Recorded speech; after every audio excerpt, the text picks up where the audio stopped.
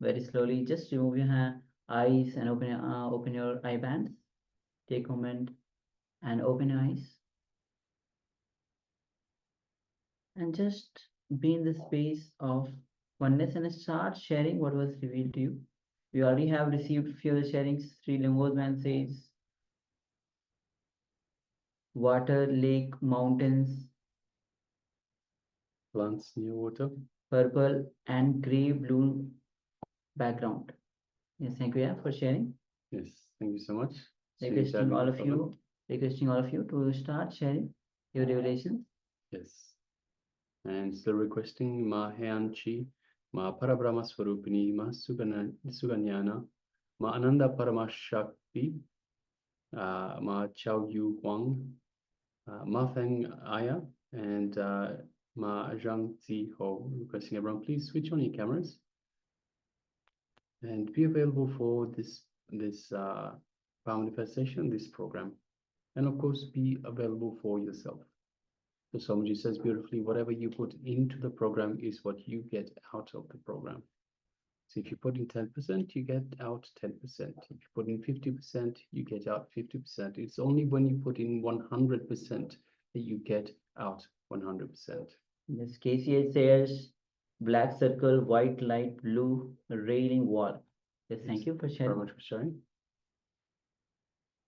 So once you have shared, we'll be revealing the picture that we had displayed so that we can verify our manifestation. So requesting all of you to start sharing.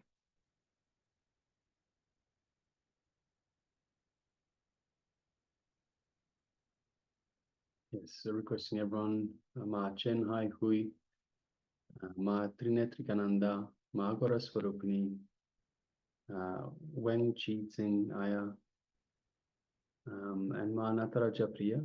If you've taken part in this power manifestation, please go ahead and share. And for those of you that have the camera switched off, if you have taken part in the power manifestation, please share what was revealed to you in your third eye. And please understand, we are not grading anyone, we are not marking anyone, and we are not judging anyone. This is purely for you. This is purely your connection to the divine. In fact, the power manifestation is a measure of your connection, of your link to the divine, your connection to the divine, your feeling connection. Everyone has their own path. Everyone is a unique experience, a unique expression of the divine. Yeah.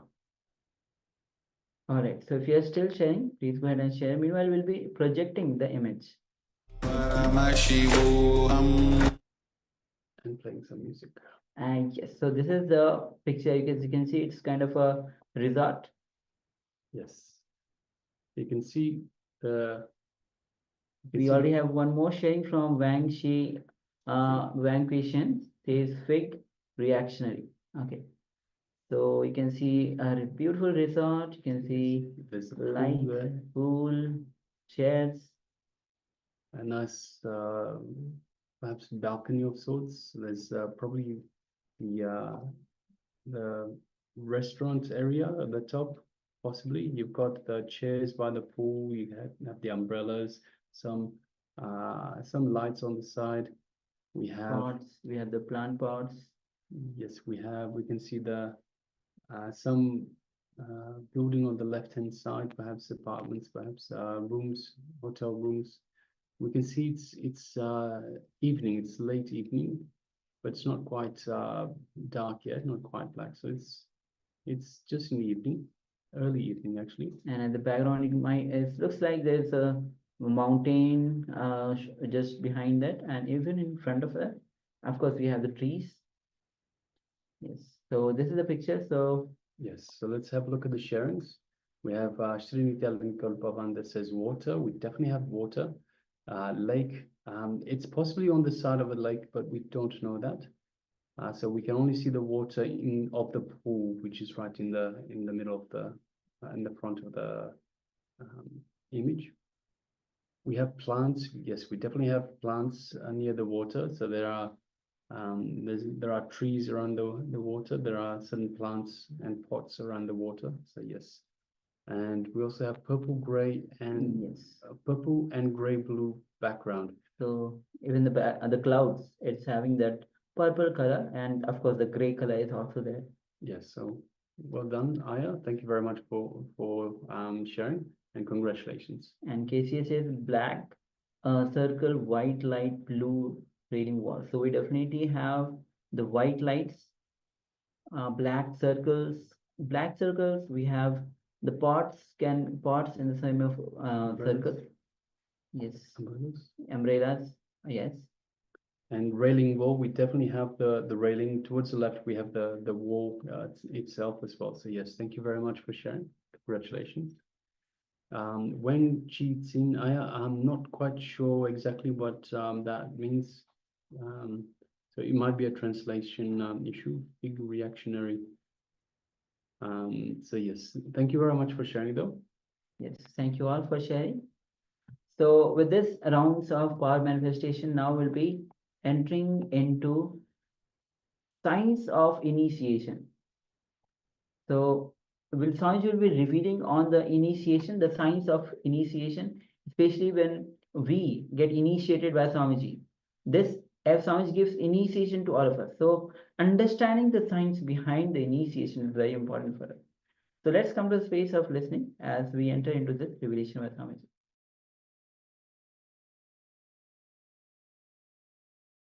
Taharakasha means your soul is infused into you in the form of Shaktipada as a will. Will means experience I exist larger than what I was feeling as me till before the initiation. How many of you are catching what I am saying? How many of you feel, listen carefully, after the initiation and power manifestation, even the way you feel you is much larger.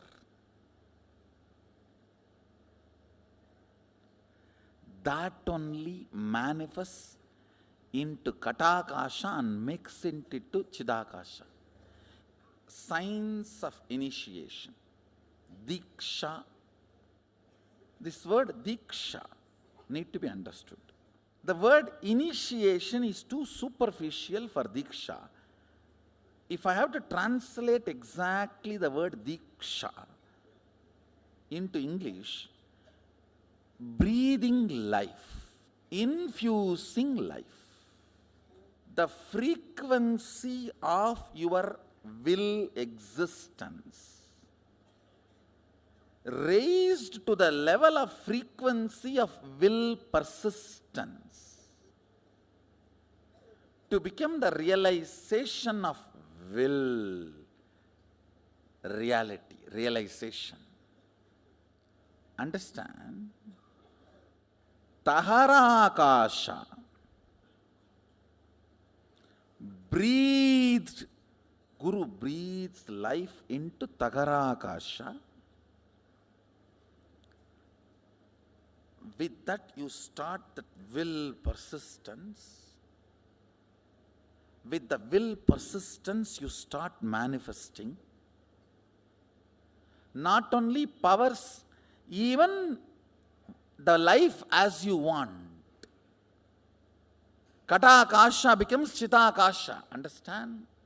Conclusion of these truths I am sharing with you, you do not need pre-training for power manifestation.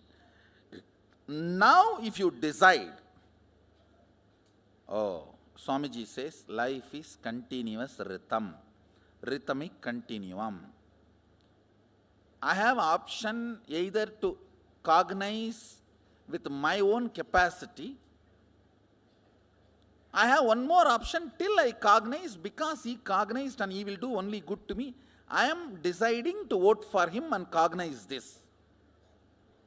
With this strength, let me start acting out what I am supposed to act out from this cognition. is initiation.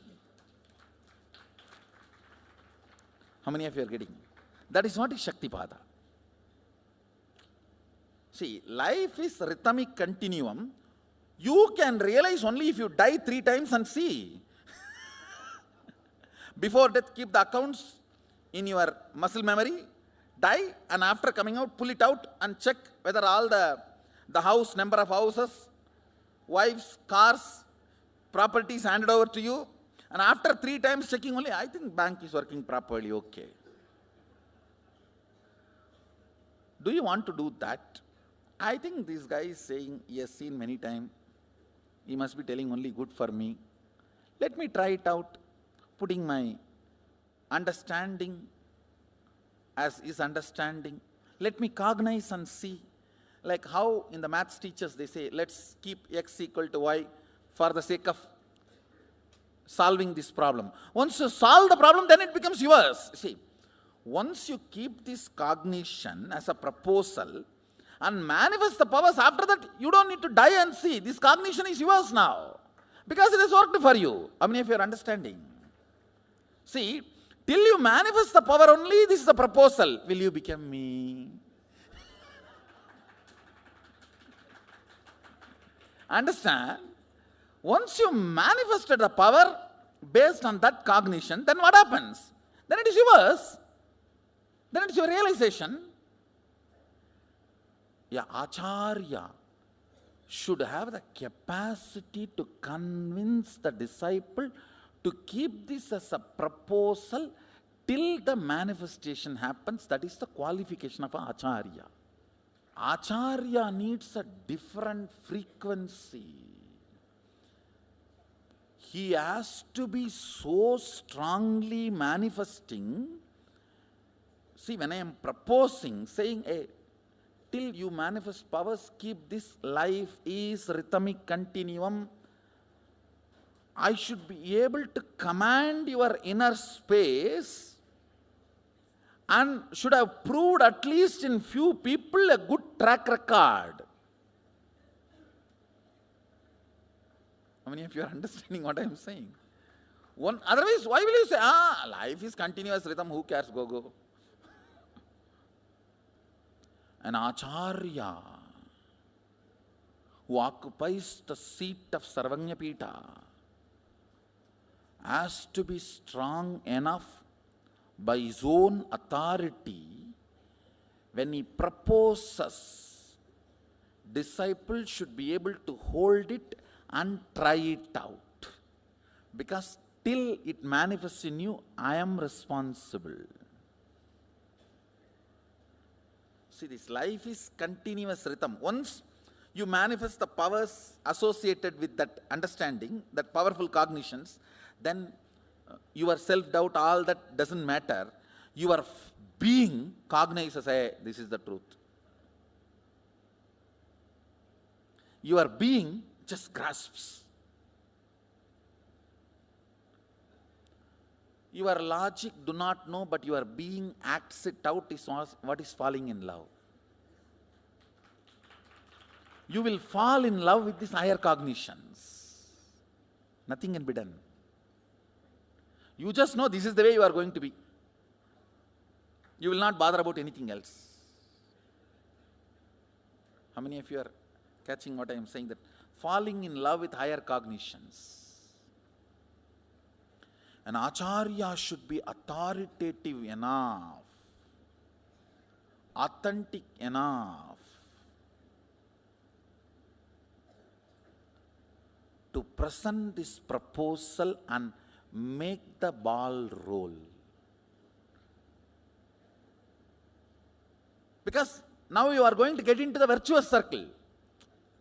One higher cognition, one power manifestation, then because of that more trust on the more higher cognition, and more trust means more power manifestation. That's virtuous circle.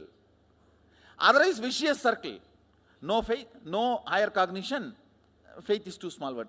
No higher cognition, no power manifestation, only powerlessness manifestation, and more depression, and more lower cognition, and more depression. Somebody has to stop the snowballing effect and push it out that side.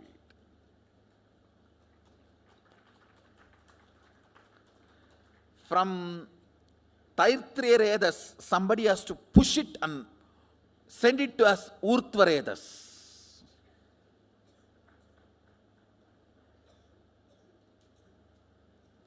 That is exactly I do during the initiations. Stopping this Taittreyaredas idea and pushing it out as Urtvaredas.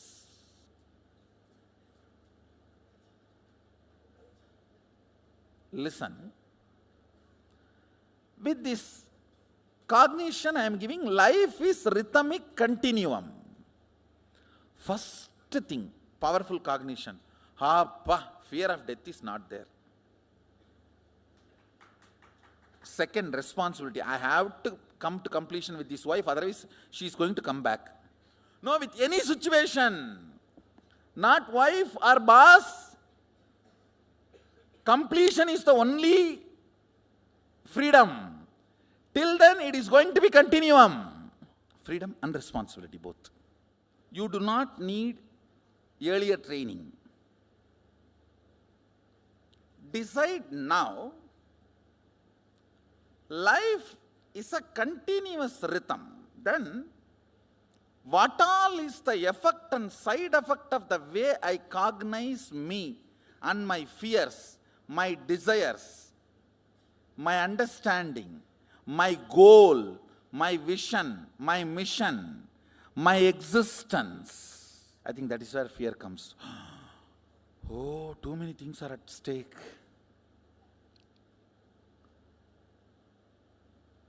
This is what is washing your brain, not brainwashing. Understand? This is not brainwashing. Washing all the dirt we collected, washing all the blind spots. Just with this one understanding, life is continuous rhythm. You can become enlightened and manifest all the powers. That puts so much of trust on life. All your insecurities are humbug. All your possessiveness is humbug. Understand? Own but don't possess. Owning means taking responsibility to include everyone and share. Possessing means owning it to exclude everyone else. The whole Indian village economy will be all about owning, not possessing. If your friends, family or brothers have money, you have a right to go and ask, hey, you have na, give, I have a problem. There is no such thing as, hey, it is yours. If you have, come on. Because our mental structure was all about owning, not possessing. Your idea about possession, your idea about people, your idea about wealth, your idea about your mission, your idea about your existence, all will go through a huge acid wash.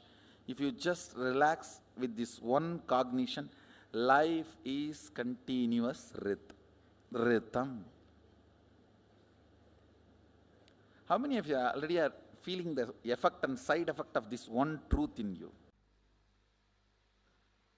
Again and again, science is proving, even in our brain, we are using less than 13%, 13%. Even the top scientists, people who are considered the most intelligent beings happened on the planet Earth, like Einstein, even they all have used only 13% of their brain. 13% of their brain.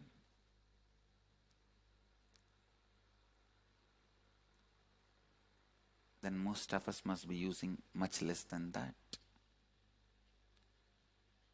Listen, brain has two parts. One, mechanical parts which takes care of your mechanical functions of the body. Movement of blood, movement of intestine, movement of the heart, movement of lungs. Just the mechanical basic survival need management part. It is like whenever you have bandh in India, means every once in a day. Already we don't work. Why do we need bandh? I don't understand. Anyhow, we have all wrong methods of showing our protest. So when we have bandh, we allow the basic survival needs to function, like milk, food, medicine supply.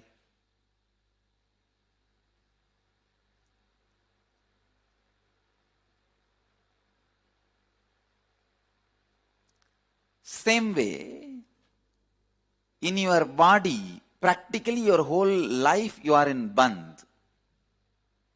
You allow only the basic survival mechanism to function. Lungs, heart, intestine, the minimum need.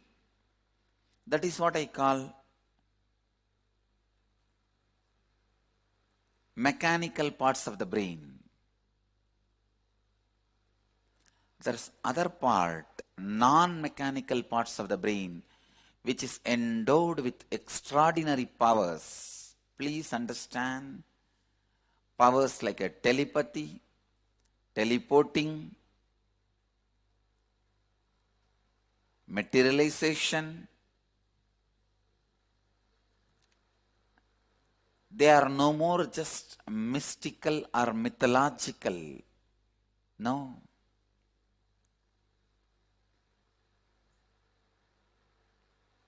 They are mathological.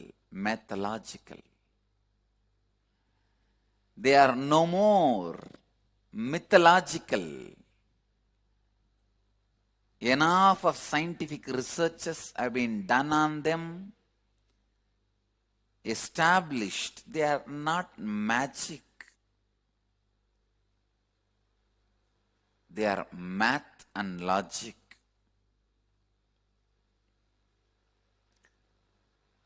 The possibility for telepathy, teleporting, kundalini, awakenings, extraordinary powers like materialization, all these are available in every one of us. Our brains are hardwired to experience higher possibilities, higher consciousness.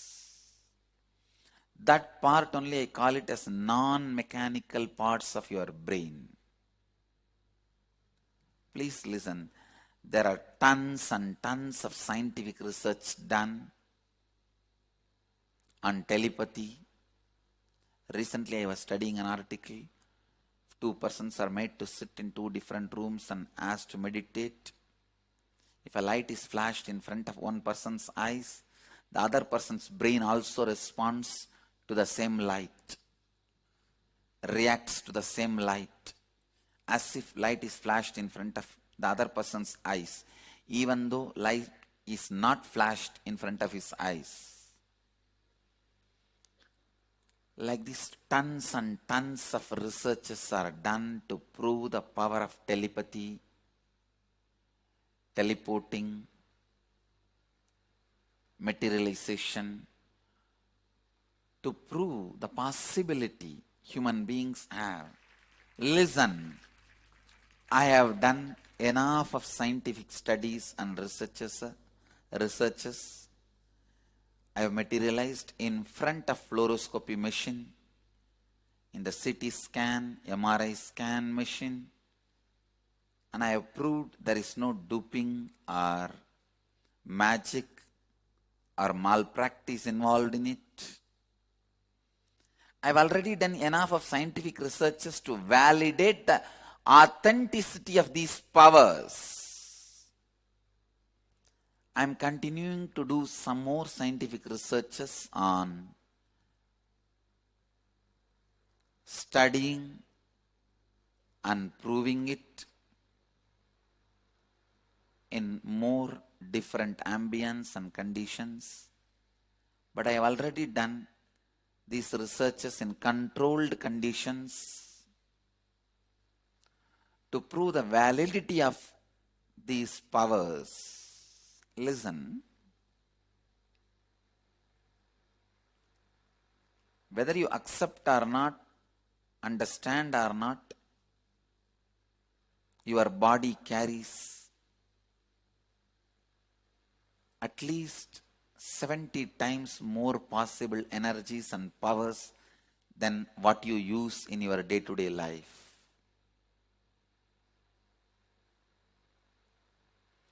Science has proved it through various methods and ways.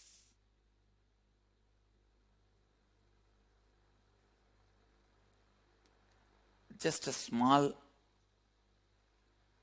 alteration in your brain can make you live without food for months. I am not giving you any fantasy theories. I am giving you the practical experience of hundreds of my devotees, my disciples, who are living this Nirahara Samyama. The inner potential energy you have, the possibilities you have, is what I call non-mechanical parts of your brain. Awakening your Kundalini directly awakens the non-mechanical parts of your brain and gives you the extraordinary powers like telepathy, teleporting, materialization, and what not. And it gives you the space of positivity, possibility, leadership, and enlightenment. Anima, Lahima, Mahima, Ishitvam, Vashitva, Prapti, all these Ashtama Siddhis are possible. Your brain is hardwired for all these higher possibilities. Just because common man did not have access to the science does not mean it does not exist. Just because common man does not have access to the country's treasury, you can't say country's treasury does not exist. Same way, just because you do not have access to these extraordinary powers, don't think these powers don't exist. All these great powers are possible.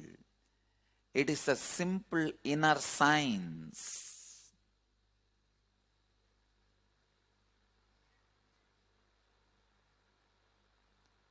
Listen, Kundalini Shakti can directly make you more productive, more aware, more conscious, intuitive, ultimately rich.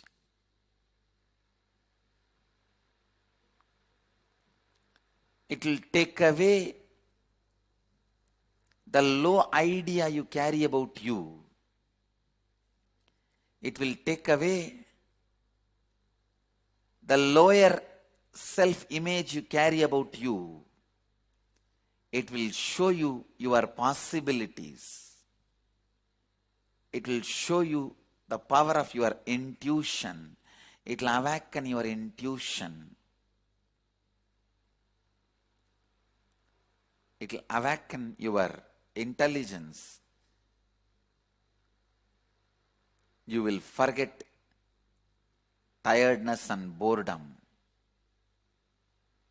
You will do smart work, not just hard work, smart work. And with this smart work, naturally you will see you are more active, alive, productive in your job, in your business, in your day-to-day life. See, if I say what all ways Kundalini will be useful to you in your day-to-day life, it will look like if you win a lottery of 100 crore, you can buy a best shaving blade, you can buy a good cart, you can buy a good flat, you can buy a good chapel, you can buy a good doormat. If I make this statement, how funny it looks.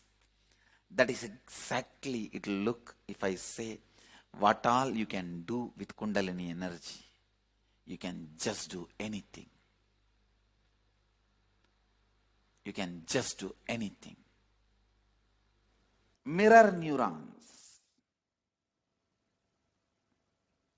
Very recently, I was studying a research paper where they beautifully established with various analysis researchers on a very powerful truth. For example, if somebody is swimming in the ocean, you stand and watch. Whatever brain activity is happening in that person's brain, whatever activity is happening in his brain, in his neurons, please listen. Even if you are watching, the same activities are mirrored in your brain. The same neuron activities are mirrored in your brain. Listen. If you are watching totally, the same effect is mirrored totally in you.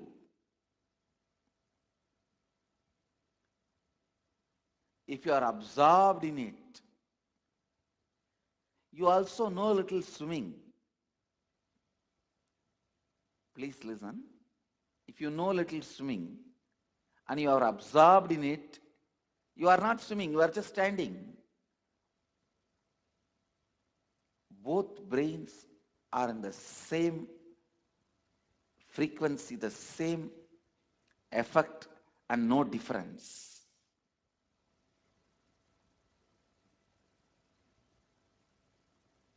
Listen. If somebody is swimming in the ocean, you are standing and watching. If you don't know swimming, if you are not completely absorbed in it, maybe some 80% is mirroring. If you are absorbed in it and you also know swimming, there is no difference at all between his brain and your brain. The mirroring effect, I tell you, if you are watching totally absorbed in it, then the same activity is replicated in your brain, meaning the same kind of electric and neurotic impulses are activated in your brain. This defines, this demystifies many mystical phenomena. Please listen. Now you know why just by gazing into my eyes, you are in the space of completion.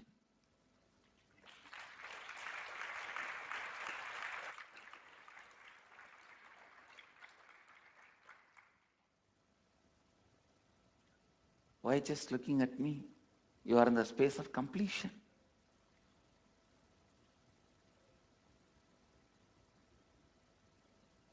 I am swimming in the ocean of consciousness in the space of completion.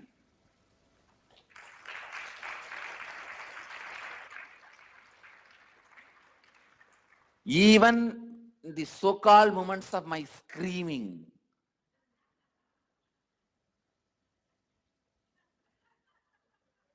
whether I am smiling, telling a joke,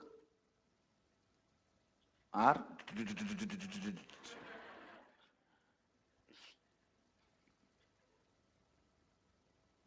that is why even if you are absorbed in what I am doing,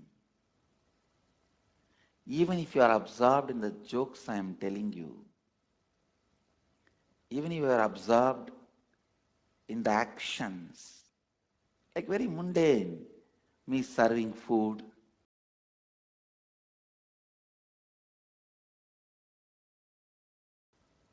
or ordinary actions, walking, sitting, talking, joking, even in the ordinary actions. See, you will not get 100% absorbed in me if I am just sitting in samadhi. But if I am doing normal activities like you will feel comfortable. Oh, like us. Naturally, you will get absorbed. Even that feeling absorbed will put you in the space of completion.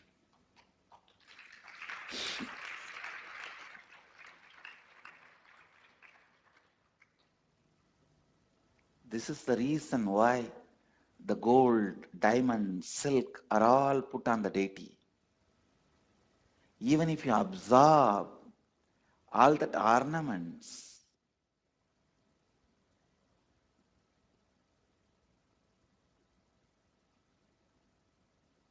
even that puts you in the space of completion.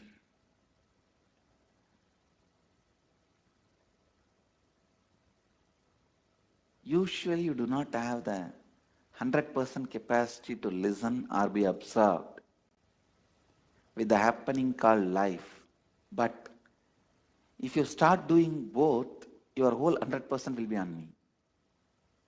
How many of you are getting it? Only listening 100% you will not be able to do. Only absorbing 100% you won't be able to do. But that is why here I am playing multiple games. It is literally like a big circus.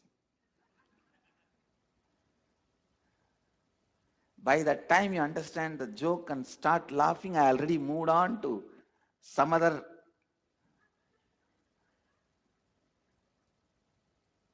verbal jugglery or brain candy.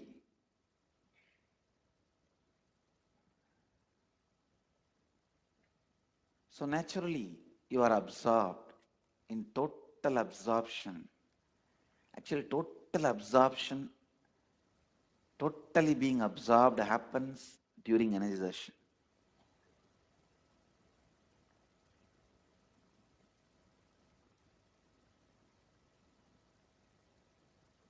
Whether you are there or not, it's my job. I just pull you to that space during the energization so you cannot escape.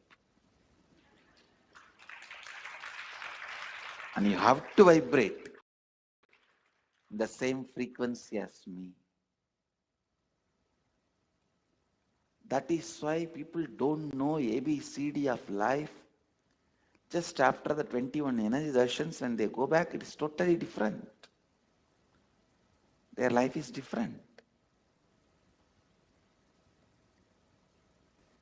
Please understand, yantra is actually a geometrical representation of the neuron activity happens in your brain during the Kundalini awakening.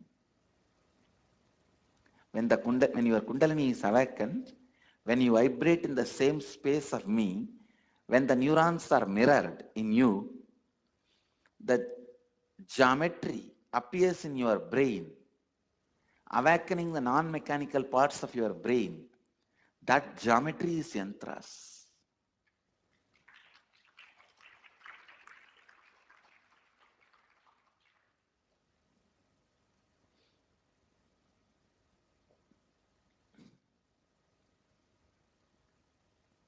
Almost every one of you, your Kundalini is awakened.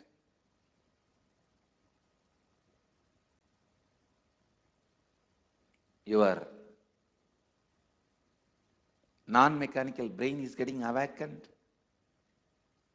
Your body and mind are balanced to receive this kind of a vibration, to receive this kind of an energy experience, to receive this kind of a neuron mirroring.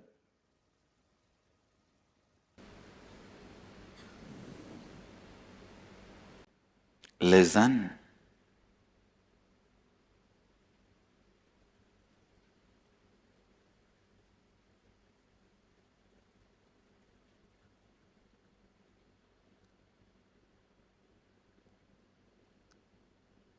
Third eye is nothing but conscious seeing.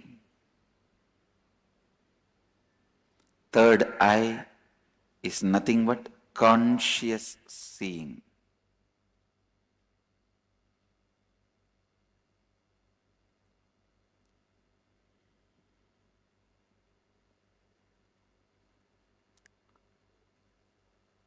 Third eye awakening awakens your non-mechanical parts of the brain, helps you to experience extraordinary powers like telepathy, materialization,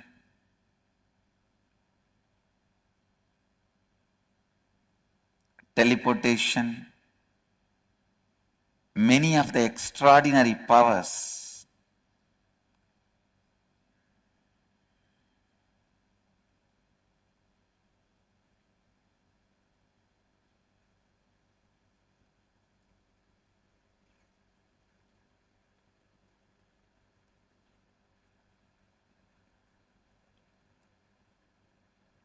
The concept of third eye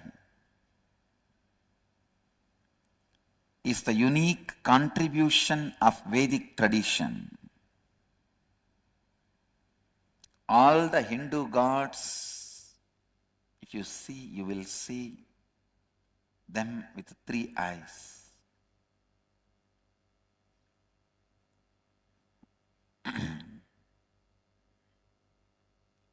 It means only if your third eye is awakened, you can become God,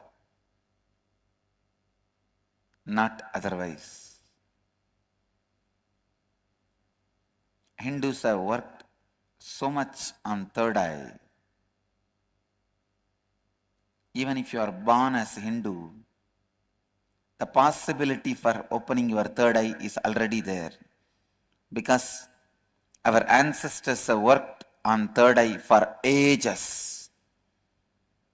In very DNA, opening possibility of DNA, opening possibility of third eye is programmed.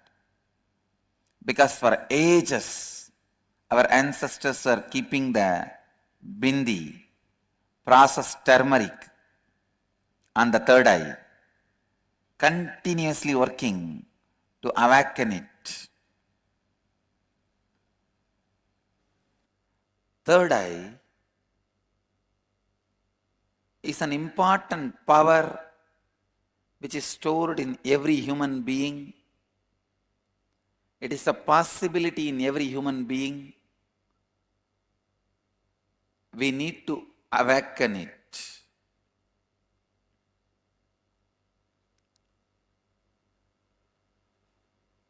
We need to make it as reality. all the extraordinary traditions,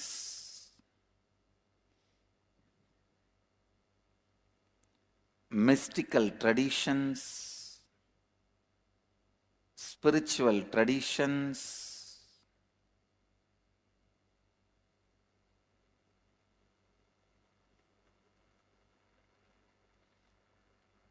continuously work on awakening the third eye.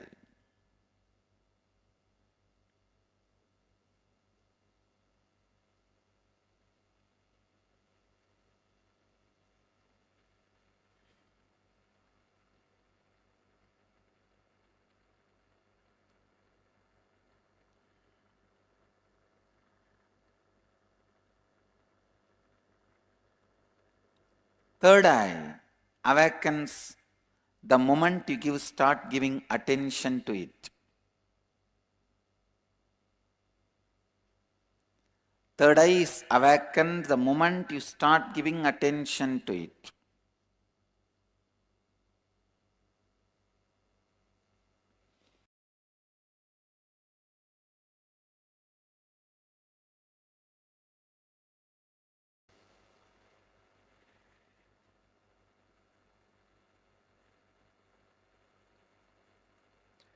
It is one of the important energy centers in your body.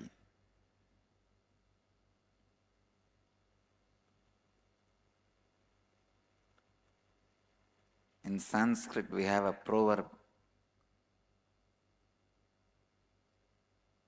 If you die in Varanasi, you will achieve liberation. Varanasi means the space between your nose and eyebrows. The very Sanskrit word means third eye. If you leave your awareness on the third eye, if you leave the body while your awareness is on the third eye, you will become enlightened. Of course, Varanasi in the banks of Ganga in UP also has sanctity. It is a very powerful spiritual energy center.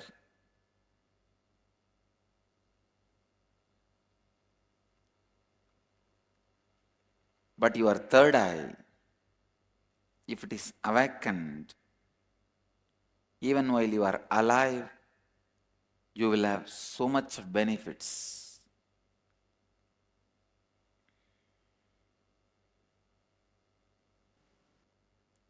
Please understand,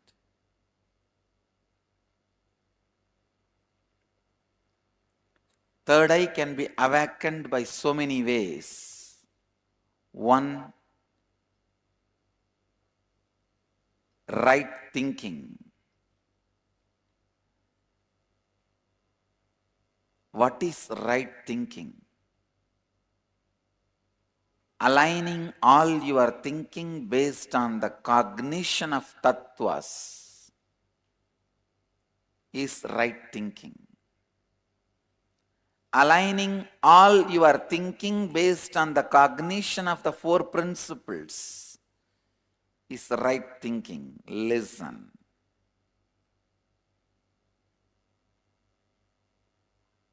Third eye is not just an eye,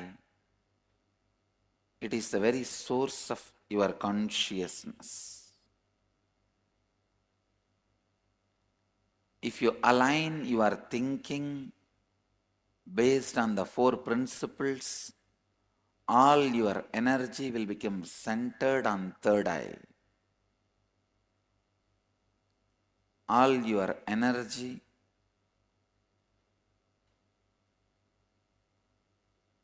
will become stable in your third eye. The functioning of your third eye will enter into the next frequency. Please listen. Third eye is not just brow center, it is browsing center also. Just like how you can upload or download anything to the internet world through the browsing center. Same way, through the third eye, you can download and upload anything with the cosmos. Any Akashic records can be downloaded by you when you open your third eye. Please listen. All the Akashic readings are done by me because of the third eye awakening. That is the process through which Akashic records are read out. Third eye is like a door to cosmos. You can receive anything. Same way, you can send any command to the cosmos through the third eye. Anything sent through the third eye to the cosmos, immediately experienced.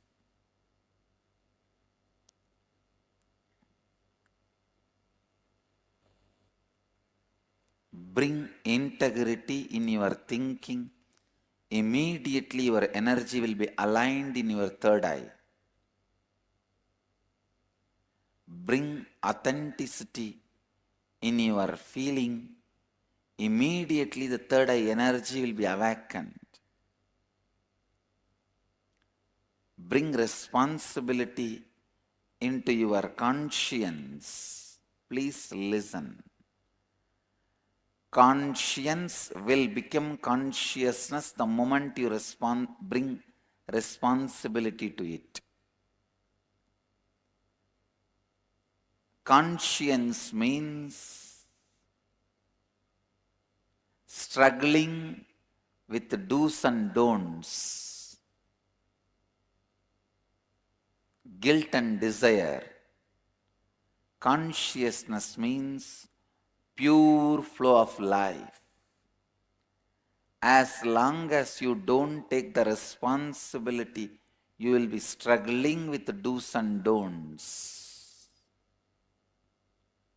You will be struggling with the do's and don'ts. Understand?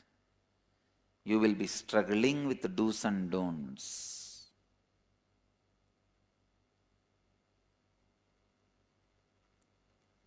The moment you take responsibility for all aspects of your life in which you are struggling, feeling powerless, conscience is struggling. In all those fields, take responsibility.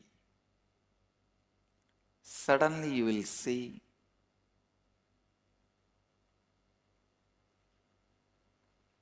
your conscience becomes consciousness.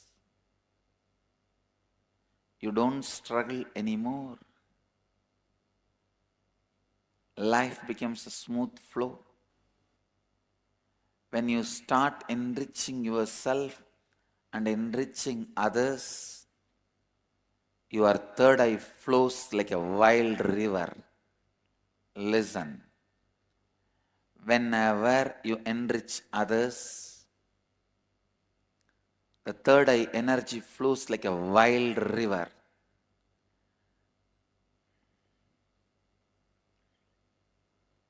Conscience is do's and don'ts. Consciousness is flowing with life. Responsibility means living and cognizing, thinking, talking, expressing, responding to life from the truth. You are the source of, and therefore you are responsible for all happenings around you. Look into your life. When you start taking responsibility, you can decide the way your heart beats. You can decide the way your lungs function.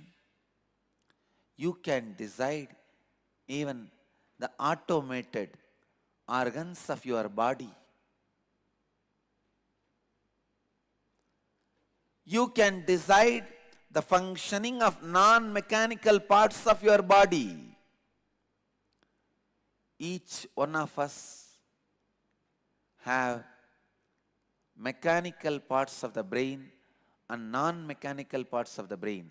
Mechanical parts of the brain are responsible for the function of your body, like heart beating, lungs, liver, kidney, intestine, the functioning of your nervous system, experiencing touch, taste, seeing.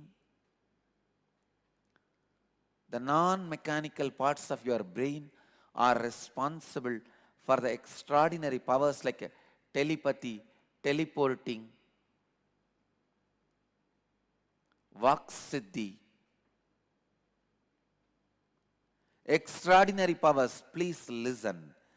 These powers are not mythological stories, just some blind faith. Already I have done enough of scientific researches to demonstrate the genuinity of the possibility of teleportation, telepathy, materialization. I commit with you all, I'll continue to do more and more scientific researches, demonstrations, recordings to reach out to the world. It is possible.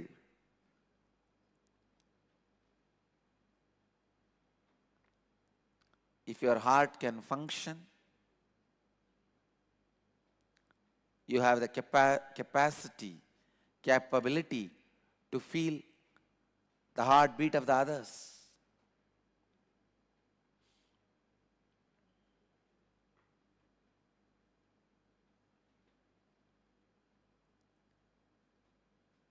Just because we have not operated the non-mechanical parts of the brain does not mean we don't have those powers.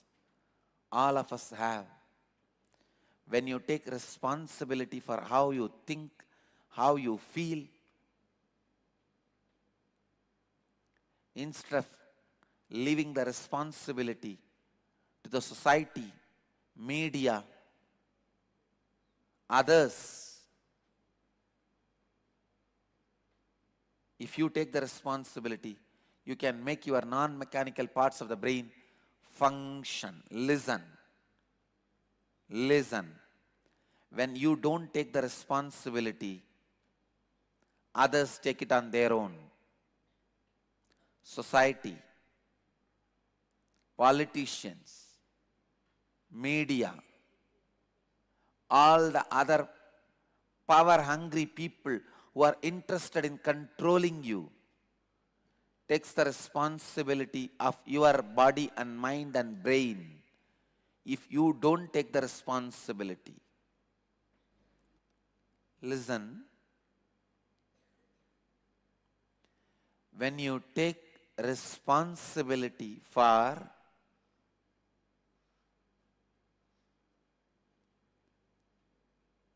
all the happenings inside you and outside you, a new energy, new possibility opens up in you.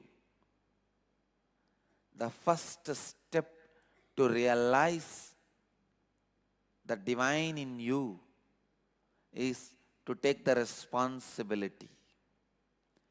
Everybody asks me, Swamiji, how can we be responsible for things which we are not reason?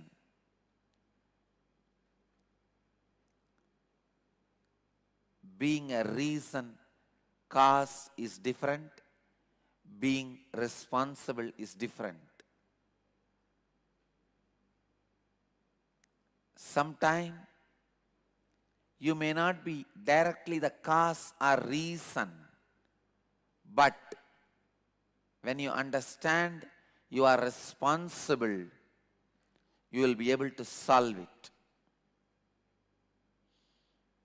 person who feels he is not responsible even for his own actions lives in animal level.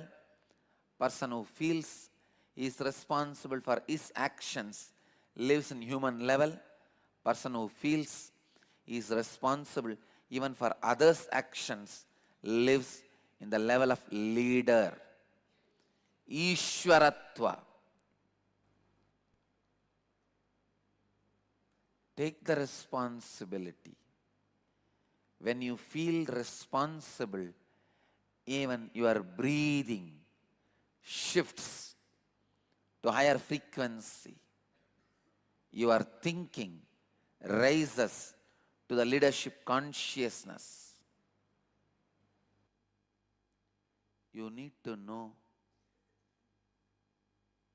this one truth.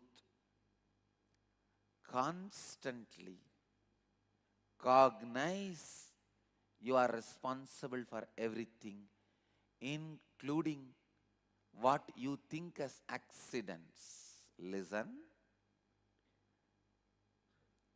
When you cognize,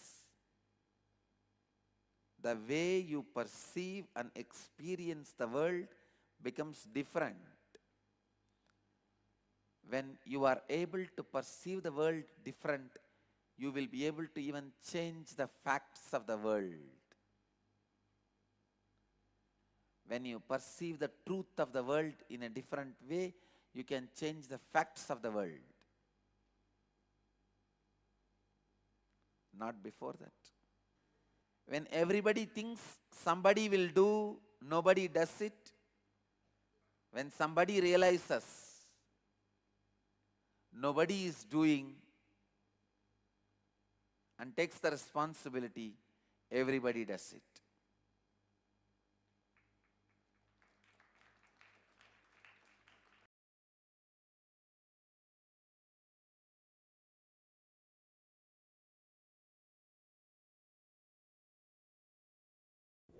Listen, we are going to work on the third eye.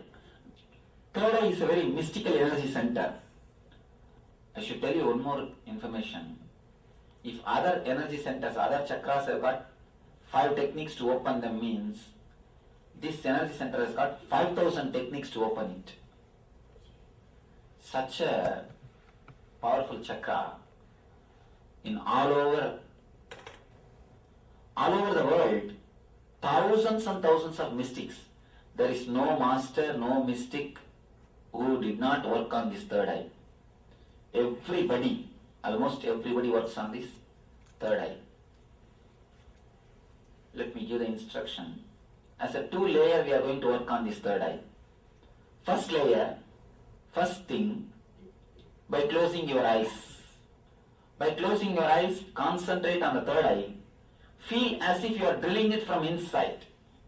Drilling it from inside. Visualize as if you are drilling it from inside. If you visualize you are drilling it from inside, you will see that your whole energy is concentrated on the third eye. First instruction, when I ask you to close your eyes and drill the third eye from inside. Next, second level, when I ask you to open your eyes, see through your third eye to my third eye. See through your third eye to my third eye. Understand? Don't look through 2 eyes. How to look? Imagine as if you are looking through the third eye. Visualize as if you are looking through the third eye. You are seeing through the third eye. No, with the physical 2 eyes opened. So you see, when you close your physical 2 eyes, you have to concentrate on the third eye. When you have opened your 2 eyes, just imagine that you are looking through this area. In the beginning only it will be as if. In 1 or 2 seconds you will see, you are able to look through that one vision. One, when you open your eyes, look through your third eye to my third eye, where I have this dot. Understand? So, understand the instruction. When you close your eyes, feel you are drilling the third eye. When you open your eyes, look through your third eye to my third eye. Om Nithyananda Paramashivoham.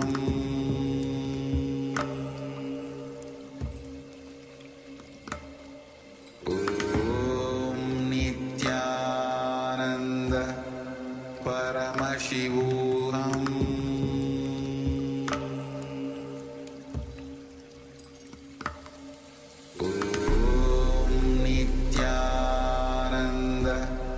Paramashivoham.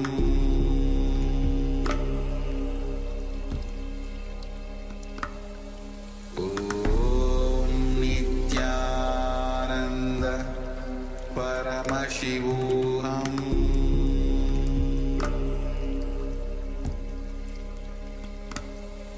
Om Nithyananda Paramashivoham.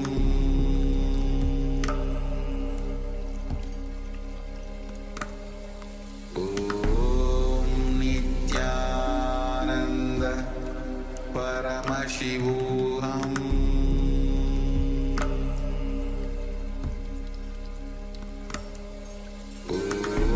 Om Nithyananda Paramashivoham. Om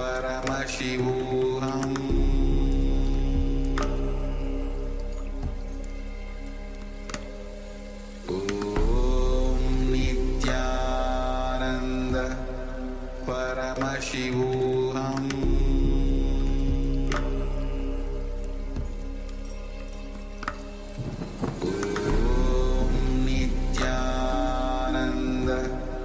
Paramashivoham.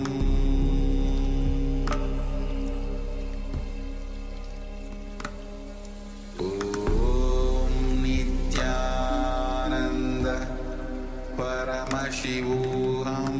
Om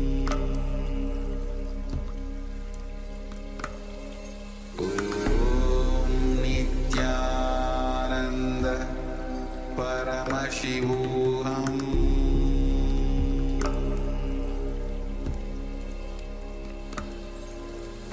Om Nithyananda Paramashivoham.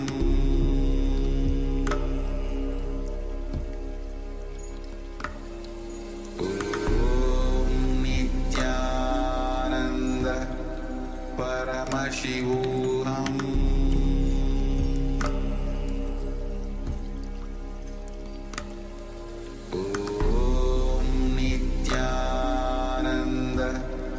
Paramashivoham.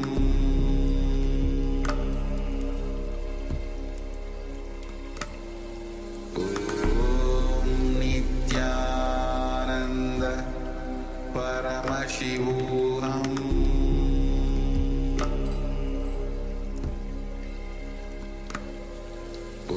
Om Nithyananda Paramashivoham.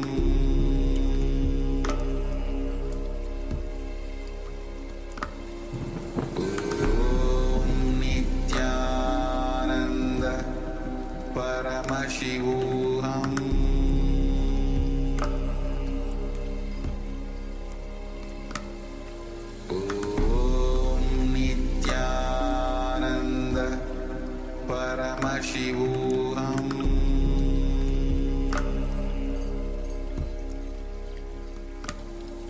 Om Nithyananda Paramashivoham.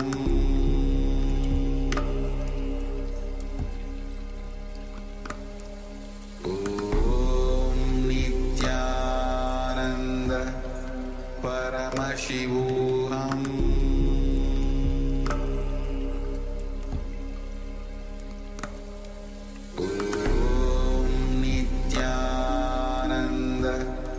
Paramashivoham.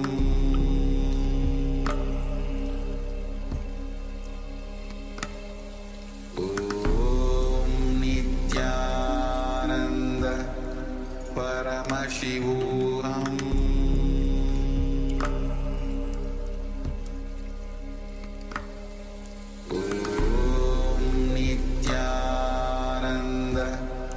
Paramashivoham.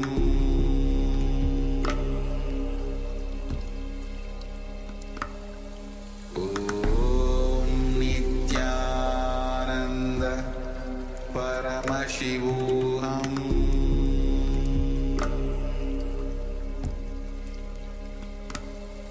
Om Nithyananda Paramashivoham.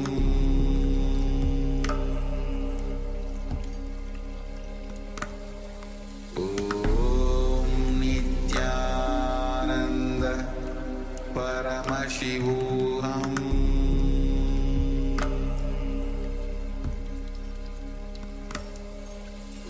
Om Nithyananda Paramashivoham.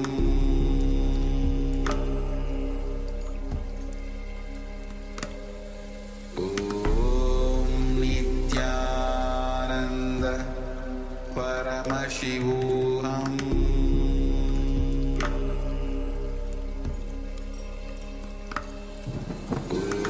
Om Nithyananda Paramashivoham.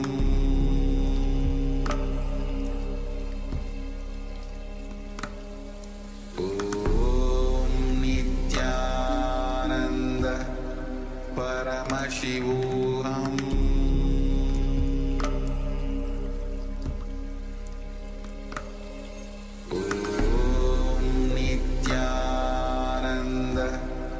Paramashivoham. Om Nithyananda Paramashivoham.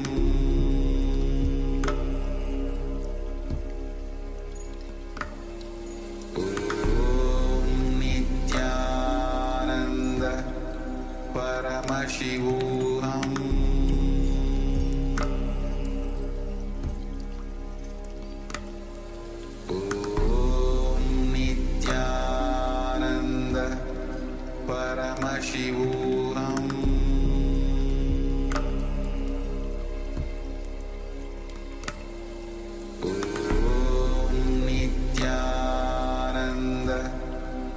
Paramashivoham.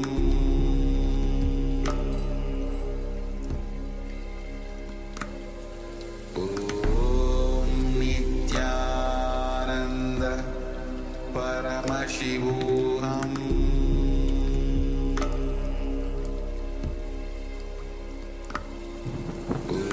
Om Nithyananda Paramashivoham. Paramashivoham. Om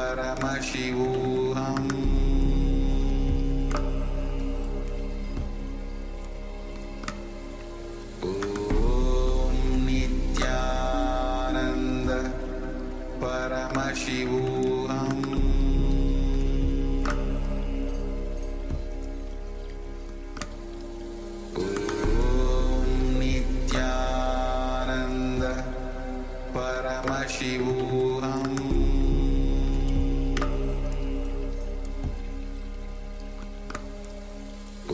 Om Nithyananda Paramashivoham.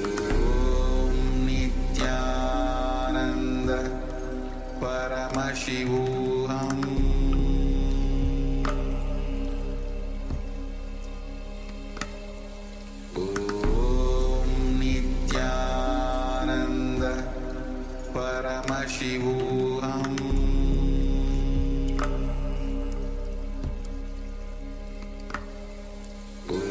Om Nithyananda Paramashivoham.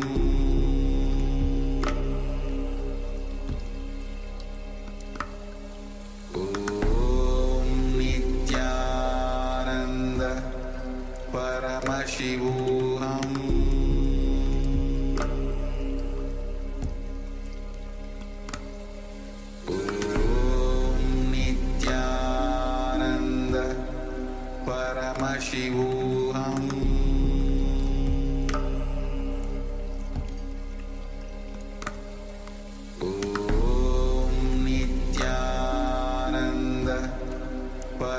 Paramashivoham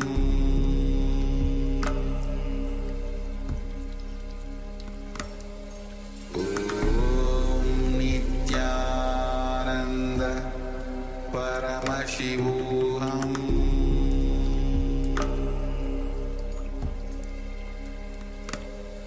Om Nithyananda Paramashivoham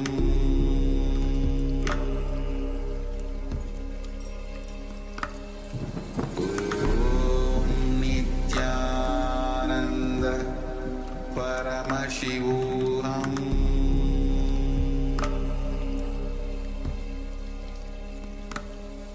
Om Nithyananda Paramashivoham Om Nithyananda Paramashivoham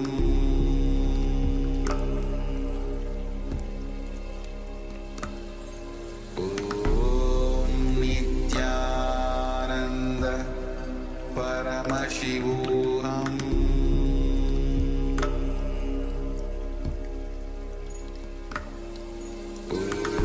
Om Nithyananda Paramashivoham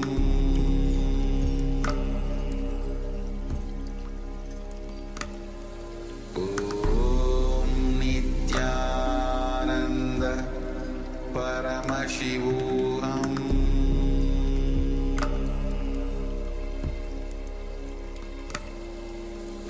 Om Nithyananda Paramashivoham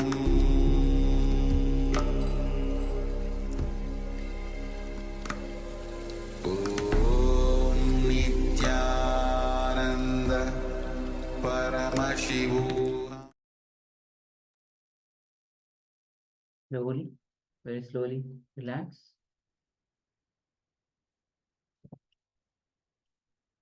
Just relax from this meditation. All right. So with this, we have come to the conclusion of today's sessions. Yes, we thank all of you for being here with us. It's been a pleasure looking after you today.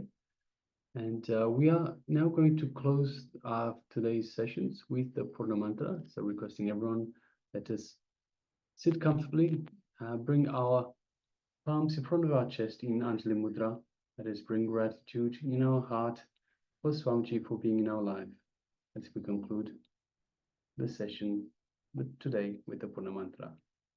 Om Purnamadav Purnamidam Purnat Purnamudachyate Purnasya Purnamadaya Purnamevavashishate Om Shanti Shanti Shanti Harihi Om Tat Sat Sarvam Bhagavad Nithyananda Paramashiva Padukarpanamastu Om Nithyanandam. Thank Yes. you. Yes, Thank you, thank you everyone, Nithyananda. and please don't forget to join early for the yoga. It is the first session of tomorrow. It is the yoga. Please make sure you don't miss it.